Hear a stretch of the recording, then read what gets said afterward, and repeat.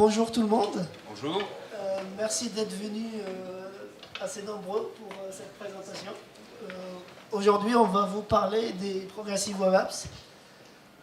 Du coup, pour commencer, je vais me présenter. Je m'appelle Fedi Salah, je suis un développeur full stack chez Sarli. Je suis plutôt développeur back-end plutôt que front-end, mais j'étais obligé à apprendre à faire du JS et j'ai adoré le JS. Et du coup, depuis, je fais beaucoup plus de front. Je fais du React, je fais même du React Native en mobile. Même du React Native, excusez-nous pour ce problème. Voilà. Et là, récemment, je me suis intéressé aux Progressive Web Apps. Avec Guillaume, du coup, on a préparé un talk et là, on a même préparé une application pour vous montrer ça. Bonjour, donc moi c'est Guillaume. Comme Fedi, je travaille à Sarli.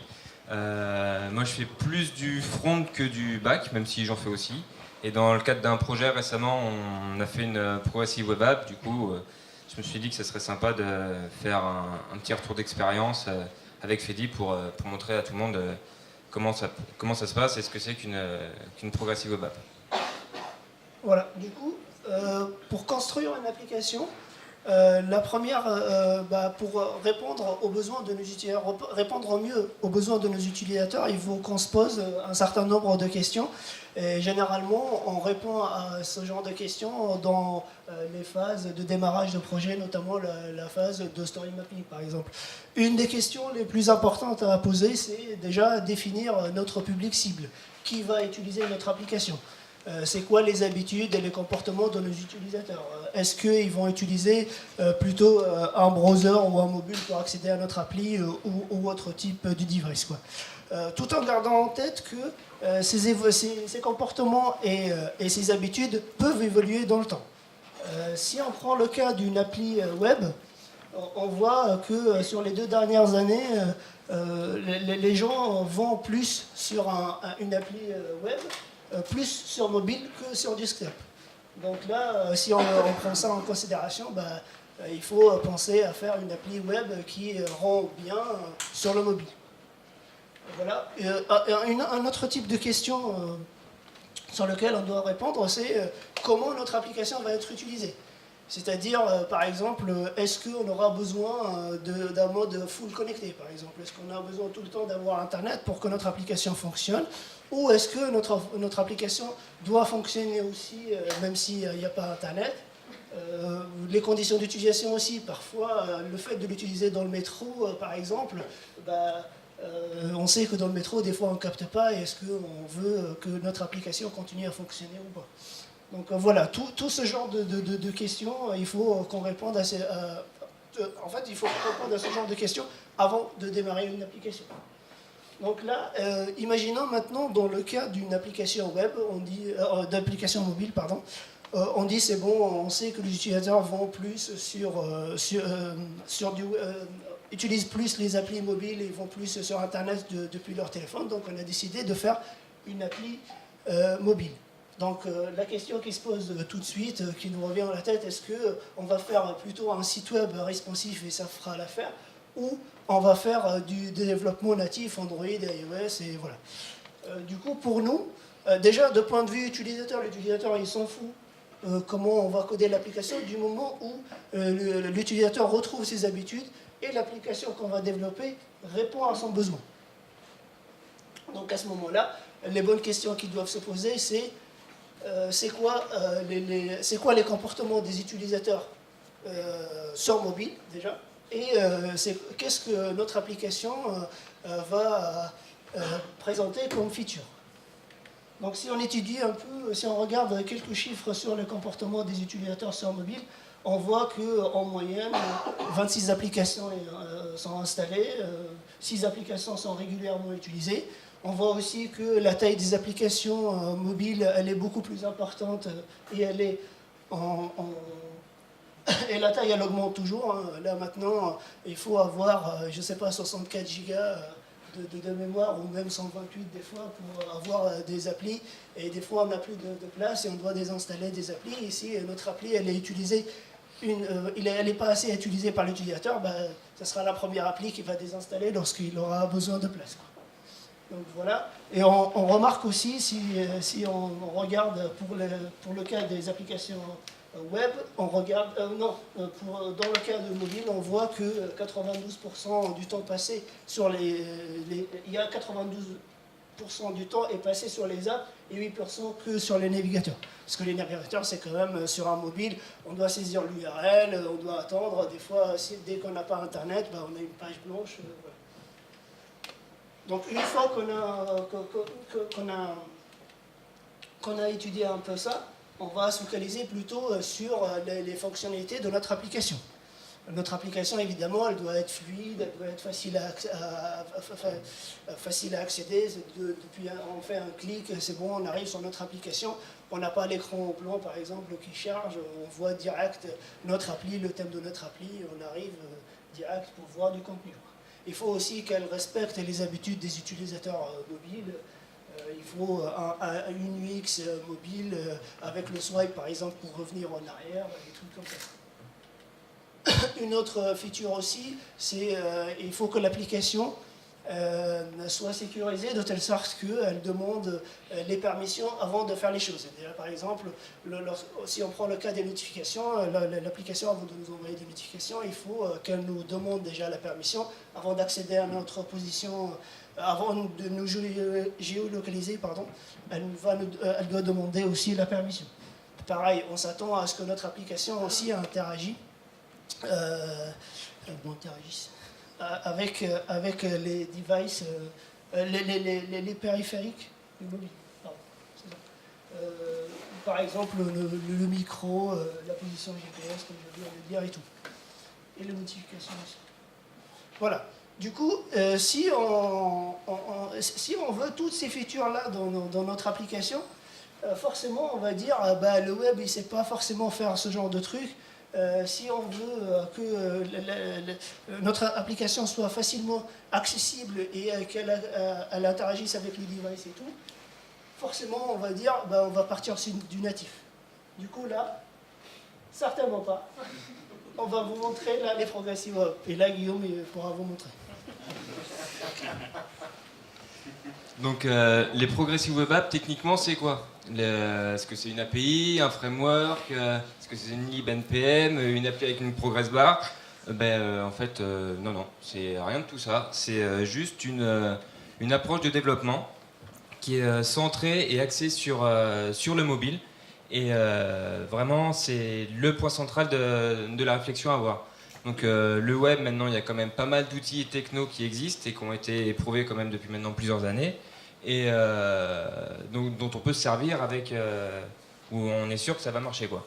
Et l'idée aussi, c'est de donner un comportement app-like aux applis web.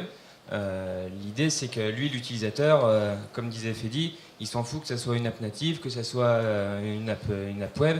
Ça ressemble à une appli, c'est une appli, il manipule une appli, point. Et l'idée, c'est vraiment ça. Donc HTML5 a amené énormément de features et de nouvelles API qui permettent d'interagir avec le device vraiment de manière fluide et intégrée. Donc tout le monde connaît la géolocalisation, maintenant tous les sites le demandent, et donc les permissions, etc. Après il y a d'autres API comme pour faire vibrer le device, après chacun fait l'utilisation qu'il en veut. Il y a des API pour récupérer le statut de la batterie, même pour tout ce qui est touch events, donc implémenter tout ce qui est swipe et tout, ça se fait assez facilement. Donc comme je disais, c'est vraiment axé sur le mobile. Le responsive, c'est quelque chose qui est quand même au cœur du web depuis maintenant pas mal de temps, que tous les navigateurs font correctement. Les media queries, les grilles fluides, même si on n'est pas des cadors en CSS, on sait qu'avec Bootstrap on arrive à bricoler des choses. Donc on arrive à faire des trucs. Les progressive web apps, ça répond à 3 principes clés. Le 3, les clés, il y a tout. Hein. Fort Boyard avec La Rochelle ici. Il n'y avait pas mieux. Ah bon. Donc Google a imaginé les progressive web apps en 2015 et ils ont en gros dit qu'il fallait que ça réponde à 3 principes. Donc la rapidité, mais aussi tout ce qui est fluidité, etc. La fiabilité et l'engagement. Donc la rapidité, c'est évident, mais c'est bien aussi de le rappeler. Un utilisateur, plus il va attendre que la page elle se charge, ben, plus vite il va fermer l'appli. Donc voilà, le graphique le montre. Plus ça se charge en longtemps, ben, plus le taux de rebond est élevé. C'est évident malheureusement, mais c'est quelque chose à prendre en compte. Et donc je disais dans la rapidité aussi, c'est apprendre tout ce qui est fluidité. Il faut éviter par exemple que quand on scrolle, que ça saccade et tout, c'est pas agréable, c'est pas fluide et ça fait pas app mobile quoi. Donc c'est quelque chose qu'on peut faire et qu'on doit faire. L'aspect fiabilité, bon, le dinosaure, tout le monde l'a vu au moins une fois. Il était très bon d'ailleurs, on peut jouer avec et tout, c'est cool. Mais c'est malheureusement pas ce qu'on veut. La couverture réseau en France est pas trop mal, mais je pense que chacun a des zones blanches vertes chez lui et sait que y a des fois c'est pas la peine d'essayer de récupérer internet. Donc dans le monde bon, c'est pire. Donc suivant l'appli que vous faites et votre métier, c'est quelque chose à prendre en compte. Il y a des pays, ils n'ont pas, la 4G n'est pas forcément hyper développée. Donc faut pas se dire c'est bon, ils ont une connexion de fou, on peut y aller quoi. Et il y a le troisième aspect, c'est l'engagement.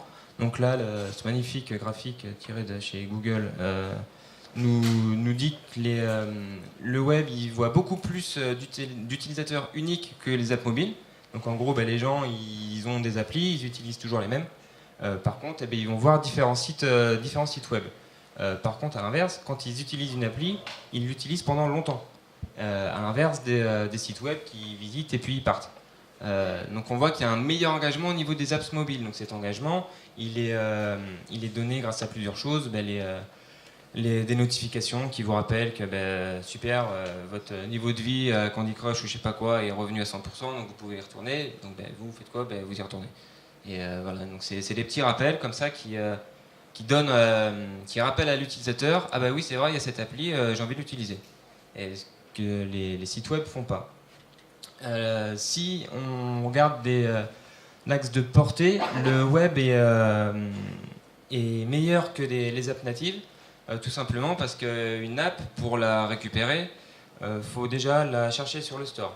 Après, vous la trouvez sur le store, vous l'installez.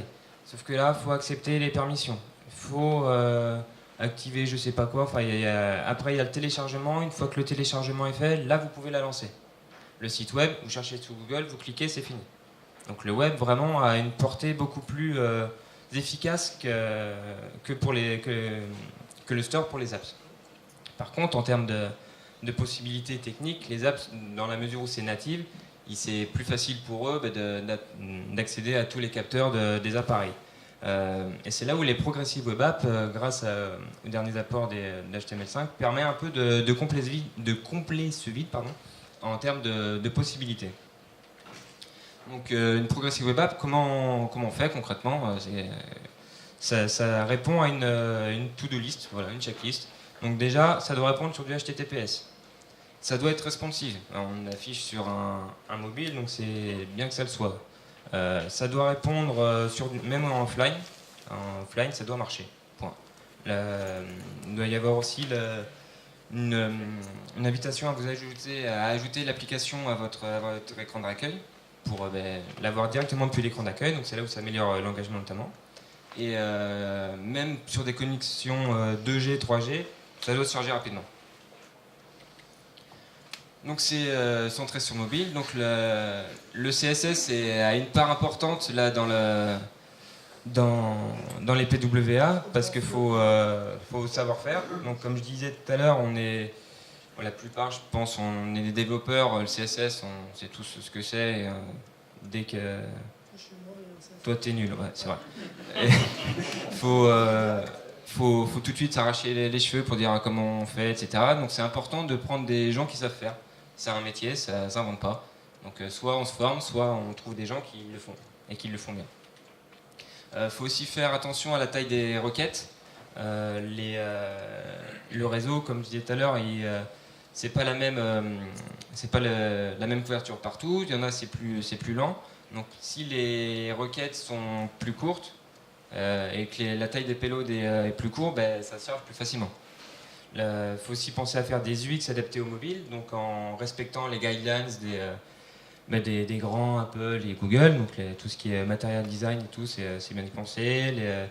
Les navigations avec les retours dans la barre de titre, choses comme ça, pour vraiment vous faire penser que vous êtes sur une app native, quoi. Designer aussi pour les différents types d'écrans, parce qu'on parle des mobiles, mais il y a les tablettes aussi. Et à savoir aussi que la responsivité, je peux choisir ça c'est rentré depuis pas longtemps dans les critères d'algo Google, de scoring. Donc, voilà. Le fichier manifeste, c'est le premier truc à faire pour une progressive web app. C'est un fichier JSON, comme vous voyez là, qui en fait est le descripteur de l'application.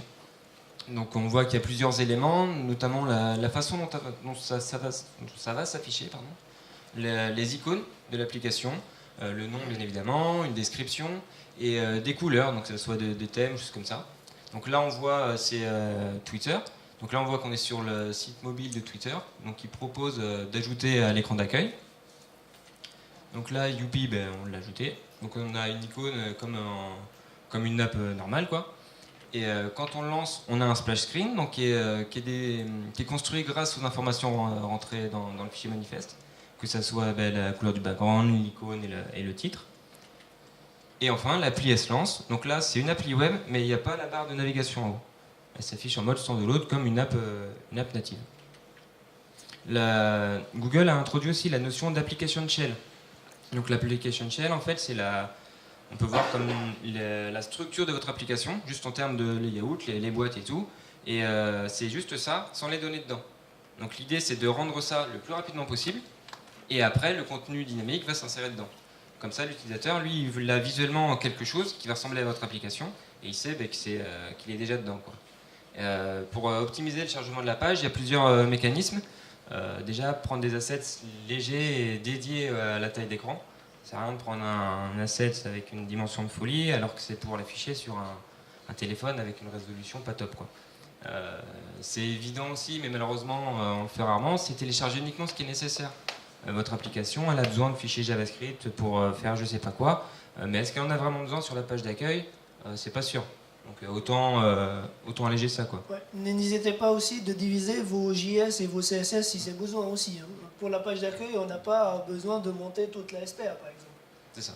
Si on n'est pas connecté, on peut la monter plus tard, par exemple, ou des trucs comme ça. On peut faire, voilà. Donc sur le même principe, privilégier tout ce qui est chargement asynchrone. Donc il y a des mécanismes qui existent pour charger les fichiers JavaScript de manière asynchrone pour éviter de bloquer le rendu de la page. Et après, côté serveur, pas hésiter à mettre en place les mécanismes de minification et de compression.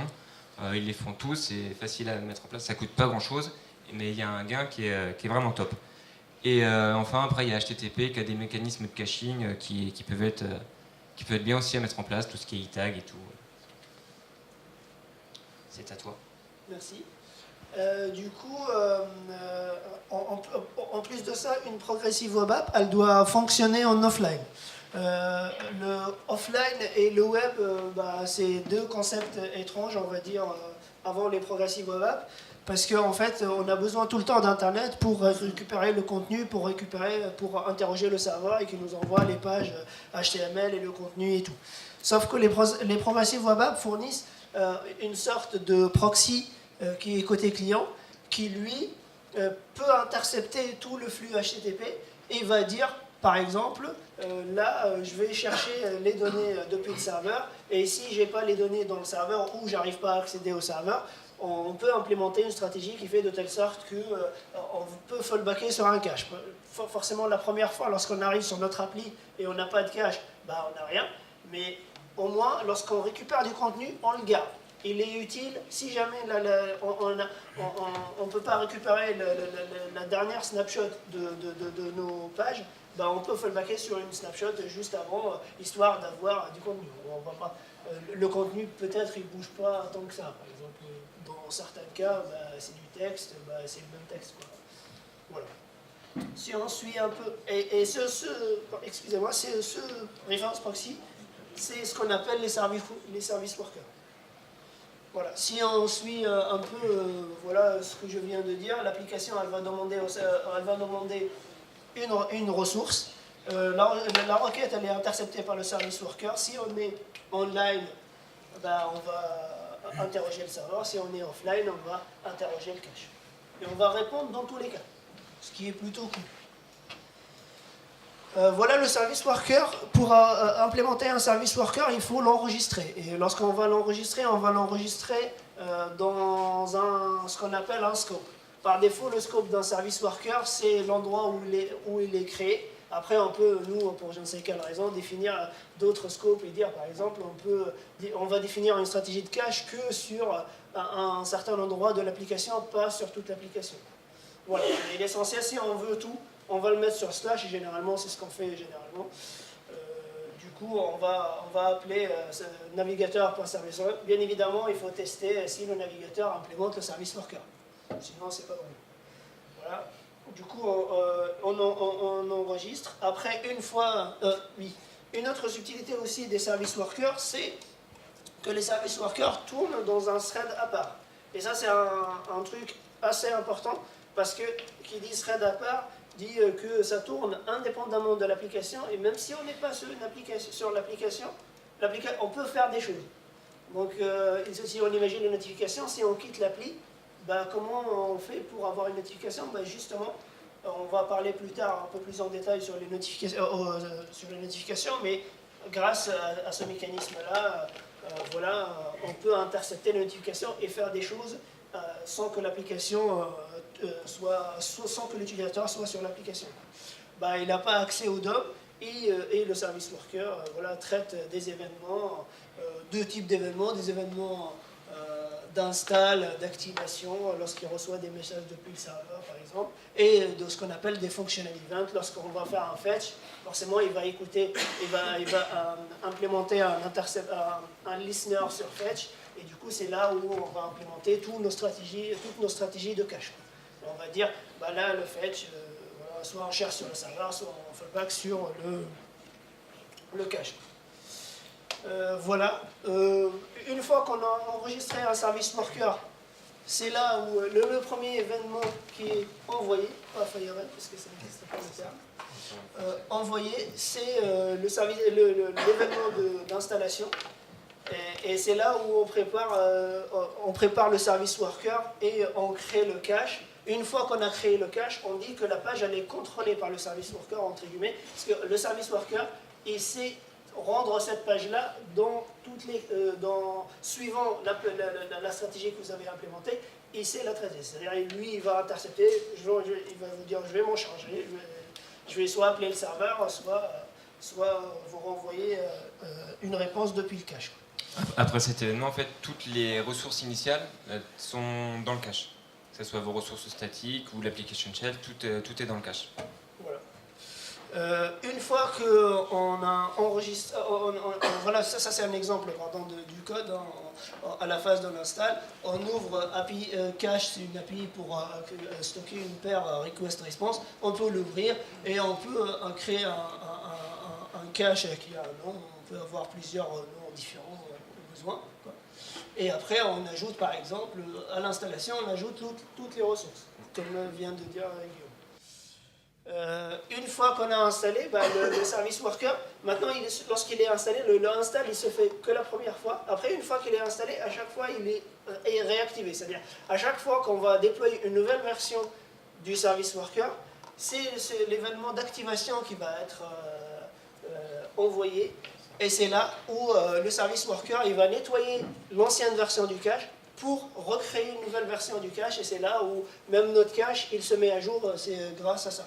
Et nous, on va utiliser ça tout à l'heure pour la démo, pour vous montrer une petite pastille qui va s'afficher si jamais on a une nouvelle version du service worker. Parce que si on fait des mises à jour, le premier refresh, il va mettre à jour le service worker, donc il va trigger l'événement d'activation. Et c'est là, nous, on va dire, c'est bon, on a détecté une modification des services workers. On peut faire des actions et dire, par exemple, on va rafraîchir la page pour justement avoir le nouveau contenu. Voilà un exemple d'implémentation de l'événement Activate. Voilà, là, la même API de cache qu'on utilise, on supprime tout le cache précédent. Voilà, là on va passer à la démo. Pour cette démo, on va vous montrer l'ajout d'un fichier manifeste, une implémentation qui ne fait rien sur le service worker. On va juste écouter l'événement fetch, histoire de dire voilà, le service worker il est là, il est actif. Et après on va vous montrer comment l'application va se comporter sans nous.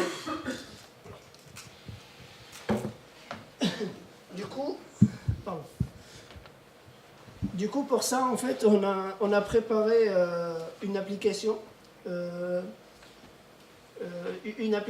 pour gérer le Jog Summer Camp, pour afficher la liste des talks et la liste des speakers. Et voilà, et on l'a fait en progressive. T'as qu'à faire. Voilà. Du coup, là, je vais vous préparer le code. On ne va pas live coder parce que sinon, ça va prendre énormément de temps. J'ai préparé un cheat sheet à côté. Je vais vous montrer. Nous, on déploie sur une plateforme sur le cloud, quoi, qui prend un petit peu de temps et qui nous fournit le HTTPS, c'est juste pour ça. Et qui prend un petit peu de temps avant de déployer tout ce qu'on vient de pusher. Donc, on va juste coder. Et on va pusher, et le temps que ça build et ça redéploie, on va vous expliquer vite fait ce qu'on vient de faire. Là, on voit une page index. On peut aller sur la page en direct. C'est là, Jog. Et d'ailleurs, je vais juste vider mon cache parce que j'ai oublié de le faire.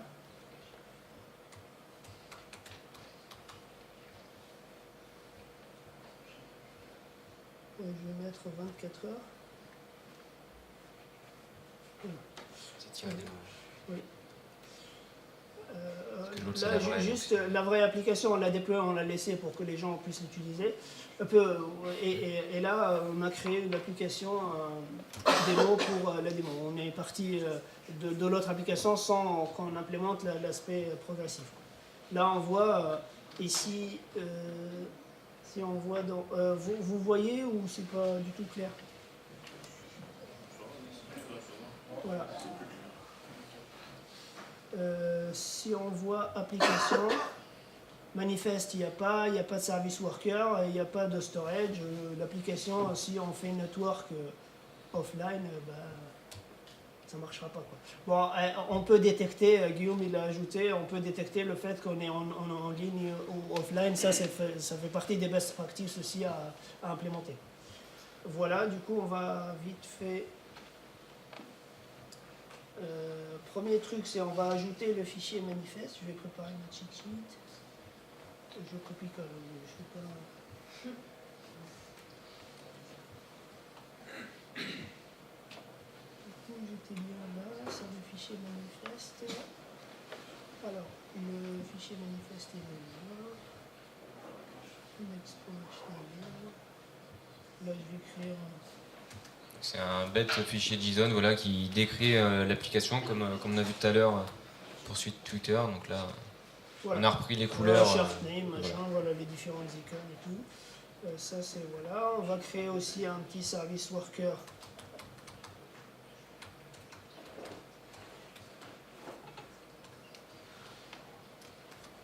Voilà. On va mettre juste une implémentation basique. C'est ça. Voilà. Il faut l'enregistrer, comme on avait dit tout à l'heure. Donc on va créer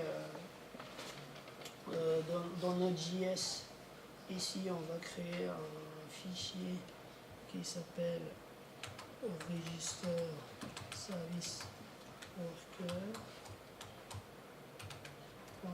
.js.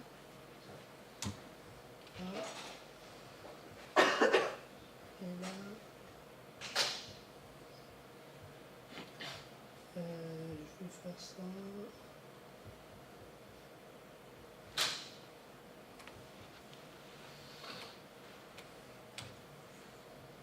On va juste commenter ce code-là juste à l'instant. Je finis ça. Et là, je fais import.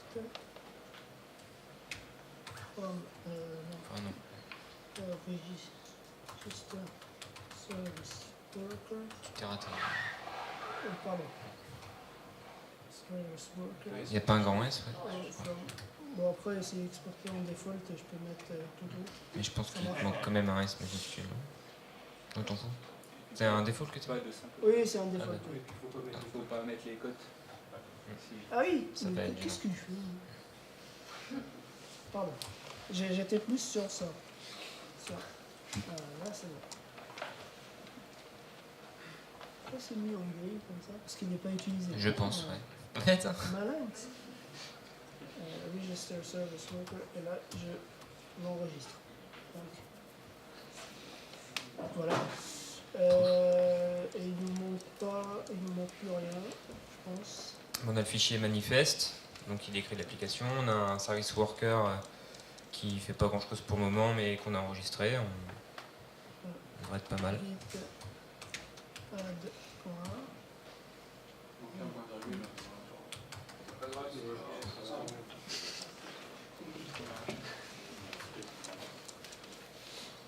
Non, non, non.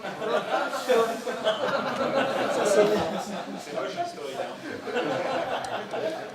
Ça c'est. Juste j'ai fait des On n'a rien vu, hein. j'ai fait des mises à jour hier soir et je les ai ratées ce matin. Et hier soir j'étais pas bien. Il y a des chances. Ouais. Oui, t'as pas commuté. Ah oui. Oh là là. Tu n'as pas couché grand chose. Il faut que je dorme. Pas tout de suite, attends un peu. Hein. Git commit moi Step stop. 1. Update. Git. Push. Allez, allez, ça va démarrer. Voilà. Voilà, c'est bon, Paf. on a Internet. Alors, je reprends du coup ce que je vous ai promis que je vais vous expliquer ça. Du coup, là dans le register service worker, voilà, j'ai dit si le service worker existe dans le navigateur, à ce moment-là, j'ajoute sur le window load, hein, j'ai pas jQuery pour faire ready, ça c'est vieux. Du coup, je vais, voilà, une fois que mon DOM est chargé, j'enregistre le service worker qui est dans le slash service worker et qui est là qu'on a créé tout à l'heure, dans public, pardon, qu'on a créé là, et qui ajoute juste un event listener sur fetch, quoi, qui fait rien. Là on a ajouté le manifest.json, et là dans le register service worker, je fais register then. Par contre, celle-là, justement en fait, c'est que lorsque l'événement il est installé et on attend que la page soit vraiment contrôlée, c'est là où on active un style d'une page en dur comme ça. Désolé les gens qui font du CSS, Ouais. mais nous on fait des trucs comme ça. On fait Comme du on peut, style, ouais. voilà. Et du coup on affiche deux petites pastilles. Et c'est là à chaque fois qu'on a une mise à jour du service worker, on va afficher cette pastille là qui va juste inciter l'utilisateur à cliquer dessus, il va cliquer, il va juste rafraîchir sa page, quoi. Alors pour savoir que c'est un nouveau service worker, en fait, il fait que de comparer celui qu'il a avec le nouveau qui arrive. Et il fait une comparaison bit à bit toute simple. Puis si c'est différent, il dit tiens, ça a changé. Donc c'est là où on passe dans ce magnifique code. Du coup, là, on va vous montrer sur le téléphone. Parce Ça, que c'est- comme on appuie aussi, on a voulu installer un truc pour mirrorer le téléphone, mais ça n'a pas marché. Du coup, Problème on va faire- USB-C, tout ça, enfin, Ouais. c'est la guerre. Voilà. Du coup, on va vous montrer. Là ça s'est déployé. On va aller sur le téléphone. Voilà. Voilà. Ah, Donc T'as pas là, triché? j'ai pas triché. Vous voyez rien, c'est bien. Ça, Non. Ah, ça c'est la lumière. ça c'est la lumière. Peut-être pas. Voilà. C'est à l'envers, mais je pense que vous voyez le principe. Vous voyez en bas là. Donc, alors je vous le lis en bas. Hein. Ça propose d'ajouter Jug 2018 démo à l'écran d'accueil. Donc Youpi. Ça c'est déjà une chose. Je clique Voilà. dessus, donc après voilà une Vous pop-up. voyez le Voilà. logo. Ça c'est ce qu'on avait décrit dans le fichier manifeste, quoi. L'un des logos. Hop. Donc ça m'ajoute l'appli, normalement. Voilà. Alors je la déplace. J'ai des applis quand même qu'il ne faut pas voir. Donc voilà. Donc il y a celle avec Firefox, ça c'est un test, mais c'est celle avec le point bleu là qu'on voit. Hop. Je la lance. Il y C'est avait le tellement splash rapide screen qui s'est que. affiché. Et Et du coup, elle est. donc là on a l'appli, on a plus standalone, la barre en bas et tout. voilà. Et c'est youpi quoi. Après, à noter aussi que l'appli apparaît dans ma liste des applis. Ouais, C'est pas qu'un seul raccourci web. c'est ça. Et en plus, elle a un cache indépendant. C'est-à-dire si on va vider le cache de notre navigateur, ça n'a aucun impact sur le cache de l'appli. Elle est vraiment considérée. En fait, même Google, ils ont créé ce qu'ils appellent les web APK, et les applis ils s'installent comme une appli Android. Voilà pour la démo du coup. On revient à la présentation. Bon, je te laisse la parole du coup. Ouais, d'accord. Pas de problème. Donc on a vu, tout se passe principalement avec les événements Fetch. Donc Fetch, il fait quoi? Lui, il intercepte toutes les requêtes qui passent sur le réseau. Et donc il regarde si dans le cache, il y a une réponse qu'il connaît, qui est associée à la même requête. Donc s'il y a déjà une réponse, hop, il la renvoie tout de suite. Sinon, il effectue vraiment l'appel réseau. Et le retour de cet appel réseau, il le met en cache. Donc ça, c'est une des stratégies possibles. Il y en a plusieurs qu'on peut implémenter. Enfin, donc là, ça c'est l'exemple de code pour cette stratégie-là. Donc voilà, ça regarde s'il y a la requête dans le cache. Sinon, il fallback en faisant le vrai fetch. Et dans tous les cas, il met à jour le cache. Et à la fin, il renvoie la réponse quand même. Donc ça, il y a différents types de stratégies. Il y a le cache only, où ça va uniquement taper sur le cache. Et donc ça, par exemple, c'est tout ce qui est ressources statiques. Ça sert à rien de faire des appels réseau, ça n'a pas changé entre temps. Il y a à l'inverse le network only, donc tout ce qui est les ping analytics, etc. Là, ça sert à rien de le mettre dans le cache, donc ça fait uniquement du network. Il y a aussi une stratégie de caching first, donc qui est souvent implémentée dans l'optique d'être offline first. Donc c'est que la page, donc elle fait son fetch normal, et le service worker, lui, il va chercher dans le cache en premier. Si c'est pas dans le cache, il faut le back sur le réseau. C'est l'exemple qu'on a vu. Et à la fin, ça renvoie la réponse. Il y a de la même manière le network first. Donc par exemple, c'est les avatars des contenus qui peuvent changer régulièrement. Et que ça peut être bien de taper sur le réseau en premier et de fallbacker sur le cache. Donc ça dépend vraiment des types de ressources. On peut faire vraiment des choses poussées.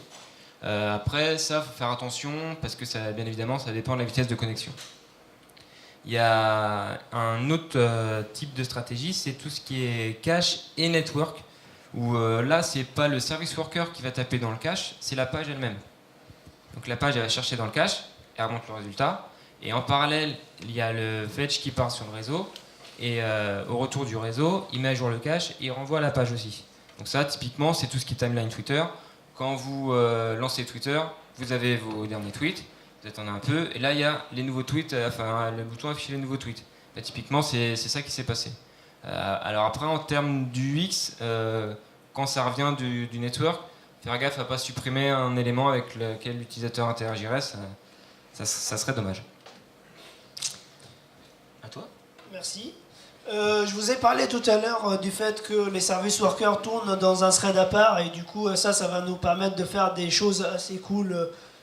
Une des choses, c'est les notifications push. Là, si on suit le flux d'une notification push, le serveur il va envoyer la notification, elle est interceptée par le service worker, et après le service worker, c'est lui qui va l'afficher. Après, entre-temps, on peut faire des trucs, parce qu'on est dans le service worker, on peut charger par exemple le cache ou synchroniser des données si on veut, si on implémente offline storage, on en parlera tout à l'heure. Mais voilà, l'idée c'est ça en fait, c'est le service worker, il permet d'intercepter la notification et de l'afficher. Voilà. Ce qui garantit un meilleur engagement, parce qu'un utilisateur, s'il est notifié par votre application, il est incité à la revoir, donc à la réutiliser. Si on voit un peu plus en détail comment ça se passe, lors de l'enregistrement du service worker, on va s'inscrire au serveur push. Bien évidemment, on va demander la permission de l'utilisateur s'il va autoriser les notifications sur son téléphone. Et s'il l'accepte, à ce moment-là, on s'enregistre dans un serveur push. Le serveur push, il va nous envoyer un objet souscription. Et cet objet-là, on l'enregistre dans notre serveur applicatif. Et plus tard, si on veut envoyer une notification, on va demander à notre serveur applicatif d'envoyer le notif. Lui, il va utiliser la subscription qu'on a enregistrée au début, il va l'envoyer au serveur push, et ce dernier, il va la renvoyer vers notre appli. Et là, le service worker, il va l'interpréter, et l'intercepter, pardon, et il va l'afficher. Le code, c'est un peu comme ça, hein. Service worker.pushmanager.subscribe. Là, on souscrit au serveur de push, on obtient la subscription, on fait un post sur notre serveur applicatif. Voilà. Et après, une fois qu'on envoie la notification, ça c'est le code à coder, ça c'est le code à écrire côté service worker. Et c'est là où on voit qu'on écoute sur push et on affiche la notification. Voilà. Un autre truc aussi, on a dit que les service workers aussi, parce qu'ils s'exécutent dans un thread à part, ils peuvent faire des choses en background, quoi. On parle de background sync. En fait, on ne peut pas parler de background sync sans parler de offline storage. En fait, avec HTML5, comme avait dit Guillaume tout à l'heure, il y a pas mal d'API qui ont été implémentées. Notamment, il y a ce qu'on appelle IndexDB, qui est une base de données côté navigateur, qu'on peut attaquer soit directement, soit avec des surcouches. Nous, par exemple, pour notre exemple, on a utilisé Dixie, qui est une surcouche pour faire un peu de SQL côté web, quoi. Et du coup, l'idée, c'est qu'on peut enregistrer des données côté client sans forcément les envoyer sur le serveur. Et ça, c'est super intéressant pour la partie... si on parle de offline, si on supporte le mode offline. Et là, le concept le plus intéressant, c'est que grâce au service worker, on peut, dès que l'application récupère de la connexion, elle peut lancer et elle peut trigger des événements qui permettent de faire la synchronisation de cette base-là sur le serveur. On va essayer de vous montrer ça tout à l'heure. Mais voilà, ça se fait de façon implicite, même si on n'utilise pas l'application. C'est-à-dire on peut faire des opérations sur notre application alors qu'on était offline, on la quitte et après on revient chez soi, on est connecté. L'application toute seule, elle va détecter qu'il y a Internet et elle va synchroniser les données sur le serveur. Et ça, c'est un concept assez poussé et qui est intéressant. Là, on va vous montrer aussi la démo. Cette démo-là, elle est un peu plus... Il y a beaucoup plus de choses qu'on va vous montrer. Pardon, je vais boire de l'eau. Excusez-moi. Donc oui, ça va être une démo où on va mettre en place justement ces choses-là. On va essayer d'être assez clair. Mais... C'est ça. On va implémenter les notifications et le background sync.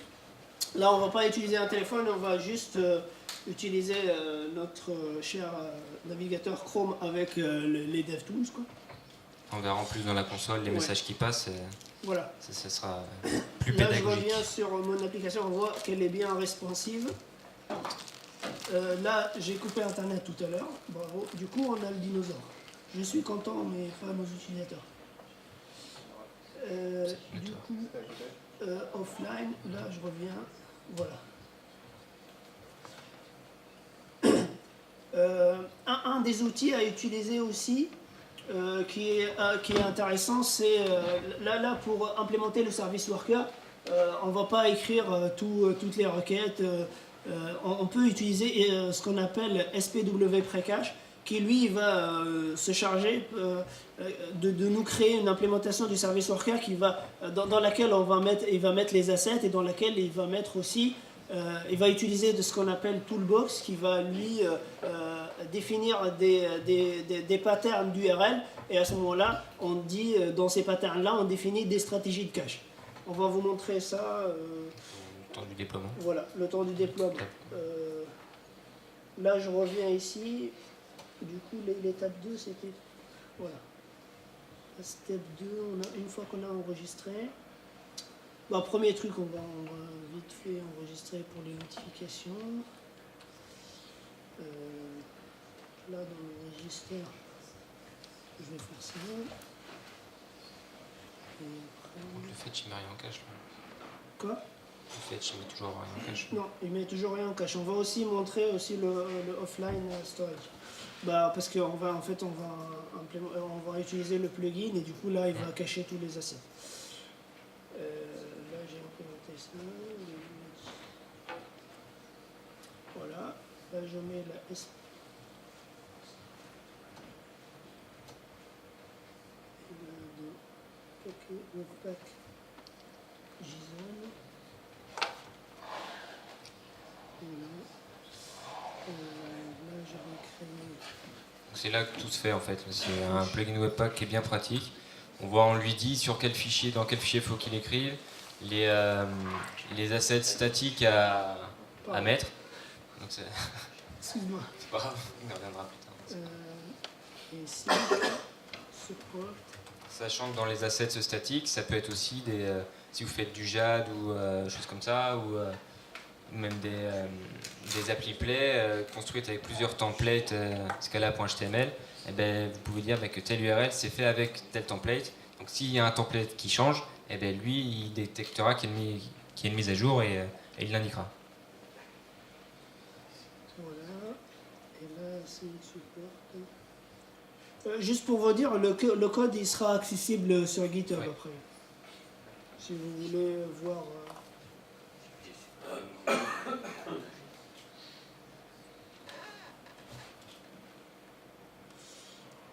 que notre appli, elle fait pas mal de fonctionnalités. Voilà, on a le sync support, c'est bon. Et là, il me reste un dernier truc. C'est dans le register service worker. Là, il faut que j'ajoute ici register stuff.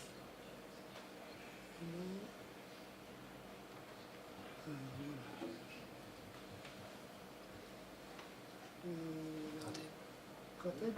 Voilà. Pardon, merci.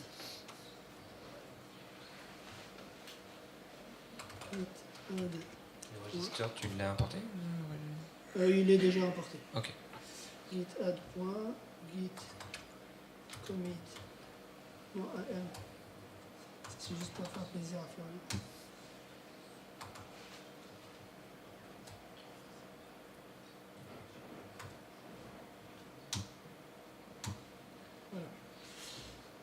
Voilà. Là, c'est bon. Normalement, c'est en train de déployer. Alors, on revient à notre code. Premier truc, du coup, une fois qu'on a, après l'enregistrement des service workers et l'ajout de ce petit bout de code là qui affiche que il y a une nouvelle version du service worker et il faut rafraîchir la page, là on va enregistrer pour les notifications. Et pour enregistrer les notifications, pareil, on voit le même code que tout à l'heure, registration.push manager, subscribe, là on souscrit. Là, on utilise une lib qui utilise un JCM côté serveur qui va envoyer des messages, c'est le serveur push, et du coup, ça, c'est juste la clé qui permet d'identifier les devices et qui permet de communiquer entre le serveur. C'est pas important, en fait, de l'expliquer. Du coup, là, on a obtenu le subscription, on envoie ça au serveur, et le serveur, il l'enregistre, et après, à chaque fois qu'on veut envoyer une notification, bah, cet objet-là, subscription, on l'envoie au serveur push et lui, il va se charger pour nous envoyer la notification. Et du coup, le code, pourquoi c'est des fichiers comme ça, je vais vous expliquer pourquoi, mais ça c'est juste un instant. Là, je vous montre aussi, bah, là, on écoute l'event push et on va afficher la notification. Et là, dans la notification, on implémente le notification click. Et ça, c'est un concept aussi assez important parce qu'on peut faire du deep link ici. On peut aller à un endroit bien déterminé. Par exemple, nous, on envoie une notification pour dire que le talk qui va démarrer dans tel temps, allez-y à la salle. Et du coup, pour voir le talk, on peut cliquer sur la notification, on atterrit directement sur le talk, pas sur la page d'accueil ou quoi que ce soit. Vous voyez, ça c'est... C'est facile à faire en Progressive Web App. Pour une appli native, c'est un peu plus galère. Je ne sais pas si vous avez déjà été confronté. Je reviens. Oui, c'est déployé. Je reviens du coup sur le sync. Non, avant le sync support, je vais juste vous montrer le pré-cache là. C'est quoi la configuration? C'est comme Vim. C'était dans votre. Ouais. Merci. Voilà, le SPW pré-cache, là on a le droit de nommer le cache, c'est là où il va utiliser l'API cache de tout à l'heure, il va écrire le cache dans the magic cache. Magic. Là, le service worker il va être généré dans public-service-worker.js. Là, on va résolver tous les assets publics qu'il va les mettre.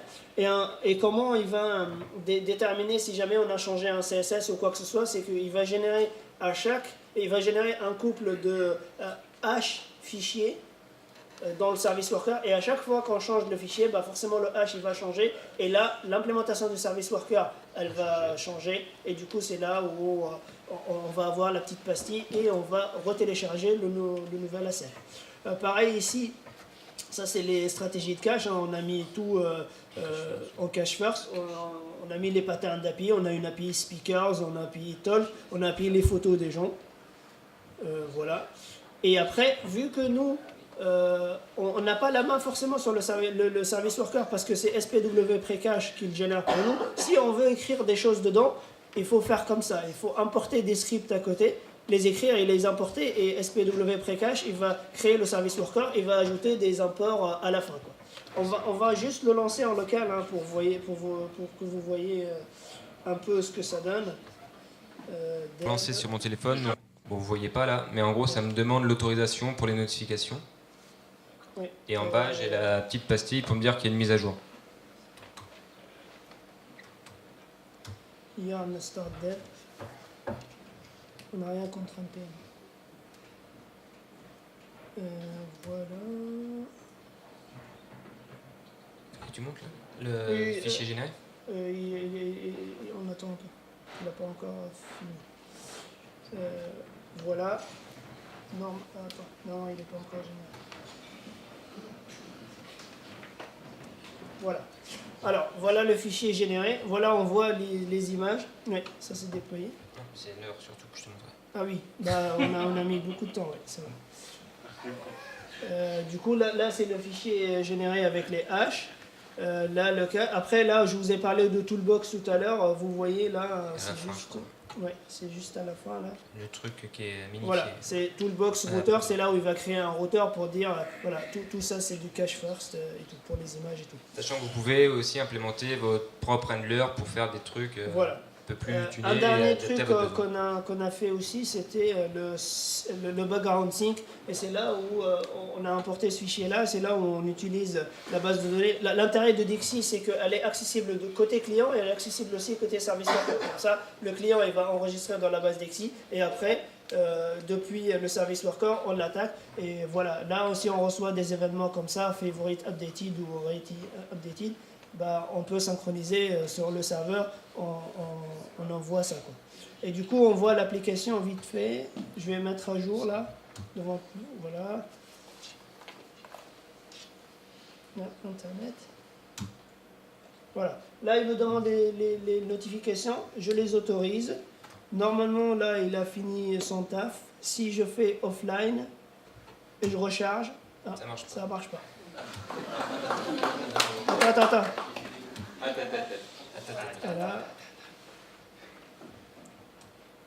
Voilà. Ah, ça a marché. Merci. C'est juste pour vous dire, ça s'est affiché la pastille et moi, en fait, le premier refresh, c'était juste qu'il a détecté que le service worker il a été mis à jour. Il n'a pas mis à jour l'appli. Il fallait mettre à jour l'appli. C'est mon deuxième refresh qui a fait de telle sorte que c'est comme si j'ai appuyé sur la pastille. C'est moi qui ai été trop vite parce que j'étais stressé par l'heure. T'es trop rapide. Ouais, merci.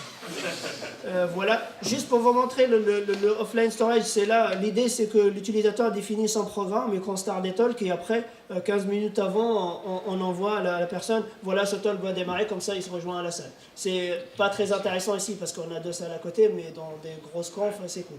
Moi je me suis inspiré de l'appli de Hellfest, parce que c'est... Voilà. Voilà, ça c'est... C'était offline.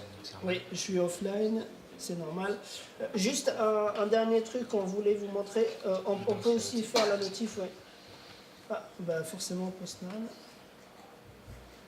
Là, j'étais pas sur la bonne. Excusez-nous. Là, c'est James Martin qui a les démos.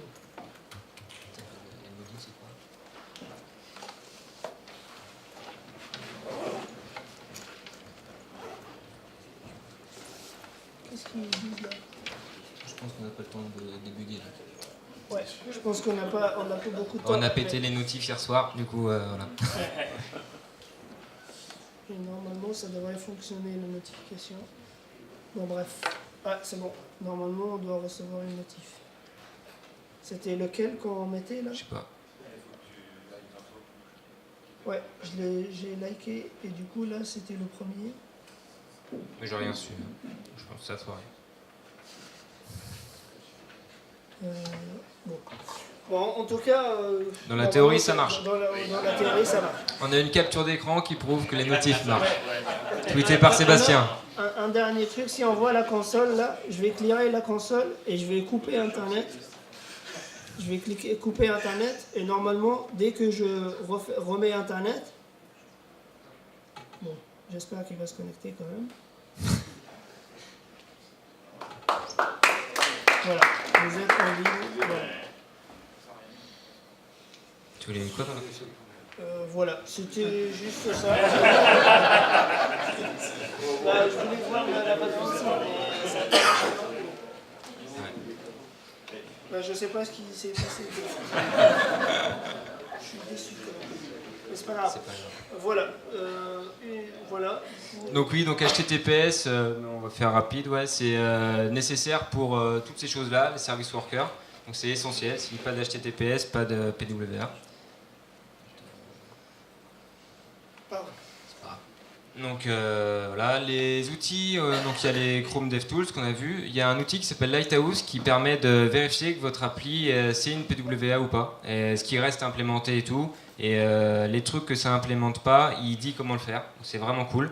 C'est une extension Chrome et c'est vraiment top, donc allez-y.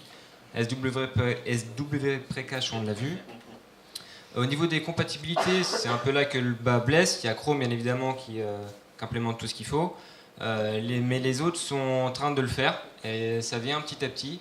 Et même Apple le fait, donc ça veut dire que c'est sur la bonne voie et qu'on peut vraiment y aller, quoi. Au quotidien, c'est sympa à faire, les Progressive Web App, encore mieux quand ça marche. Et il y a quand même pas mal de docs et de tutos, que ça soit sur Mozilla qui fait énormément de choses. Il y a Workbox aussi qui est fait par je sais plus qui, Google je crois. Voilà. Pensez à vider son cache. Oui, même juste, si je peux ajouter un truc aussi, même si on utilise React, il y en a pas mal qui utilisent React, rien que en faisant un React Create App, il va nous créer les service workers déjà, et première implémentation aussi. Donc même pour une appli web qui n'est pas censée s'exécuter sur le mobile, elle peut aussi avoir les notifications. C'est ça, exactement. Donc afficher quand le service worker a changé pour indiquer une mise à jour. Pareil pour tout ce qui est online, offline. Utiliser un browser ou un émulateur Android, iOS, ce que vous avez sous la main.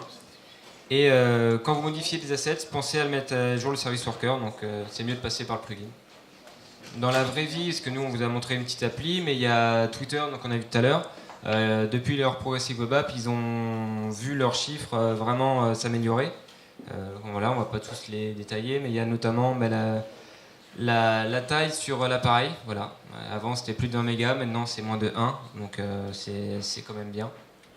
Il y a un site au Nigeria qui fait du e-commerce. Pour eux, vu que la couverture est pas géniale, l'aspect fast et reliable était vraiment nécessaire. Et ils ont vraiment eu et vu aussi un gain réel. Donc on dit qu'il n'y a pas les stores, donc on n'a pas tout ce qui est rating, etc. Il y a les réseaux sociaux et ça marche très bien. On a Flipkart qui a fait des trucs cool aussi. Je te laisse conclure. Merci. Pour résumer, du coup, pardon, je me suis trompé de sens. On a vu que, voilà, le premier truc à faire, c'est le manifeste avec une implémentation des services workers. Et grâce à ça, on va avoir la fameuse Add to Home Screen avec le splash screen qui va se lancer au démarrage de l'application. Et l'application, elle va s'ajouter aussi dans l'écran d'accueil et elle est comme si c'est comme une appli mobile, quoi. Après, voilà, on évite l'écran blanc grâce aussi au manifeste. Le support offline, on l'a parce qu'on implémente des services workers, donc selon notre stratégie de cache, on peut avoir ça. Pareil, on peut détecter aussi si l'utilisateur est online et offline. Mais ça, c'est pas les Progressive Web Apps, c'est juste une appli de HTML5 qui nous permet de faire ça. Mais c'est une bonne pratique aussi à le faire, comme ça l'utilisateur il est au courant qu'il n'a pas Internet, il ne va pas tout le temps regarder s'il capte ou pas, il essaie de 3G ou pas. Voilà, le serveur, les notifications push, voilà, on demande la permission, on est bien élevé, on demande la permission et après, voilà, on envoie des notifs et on vous a parlé de deep link qui est important. Des fois, les gens ne vont pas naviguer jusqu'à un truc parce que c'est trop loin et on peut, depuis une notification, les inciter à lire à tel endroit de la page. Ouais. Voilà. Si tout se passe bien et s'il n'y a pas d'inconvénient, on va dire on va arrêter de développer des applis mobiles et on va faire que ça, mais c'est pas le cas. Il y a pas mal d'inconvénients, c'est que déjà il y a le support partiel pour certains browsers. On sait par exemple pour Safari, ils implémentent les services sur corps, mais ils n'implémentent pas IndexedDB, ils n'implémentent pas le Add Home Screen, ils n'implémentent pas les notifs. Même Chrome sur iPhone, il est bridé pour ça. Voilà, ça c'est des inconvénients. Tout n'est pas accessible avec les API HTML5, par exemple les contacts, si on veut faire de l'authentification avec des fingerprints ou des trucs comme ça, on ne peut pas.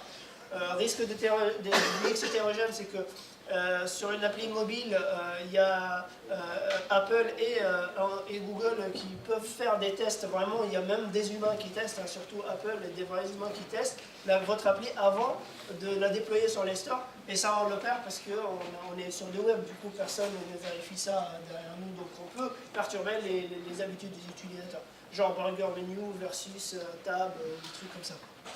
Voilà, il n'y a pas de feedback. Du coup, avec les applis mobiles, on a le rating, on a les commentaires. Là, on n'a pas parce que ça reste du web. Voilà. Les avantages, on l'a vu, ça sert à rien de répéter. C'est comme si c'est une appli mobile qui se comporte bien, qui marche, même en offline et tout. Il n'y a pas de mémoire, ça c'est cool parce qu'en fait, ça ne consomme pas beaucoup de place. Voilà. C'est moins coûteux à développer parce que ça reste des technos, on est familier avec ces technos-là, on sait faire du JavaScript, du CSS. C'est SEO friendly, si on implémente bien les SEO, les utilisateurs ils auront beaucoup plus de chances pour tomber sur notre appli. Et voilà. Alors, on pense que c'est la future référence du web. Et voilà, n'hésitez pas à faire des aides et les Progressive Web Apps.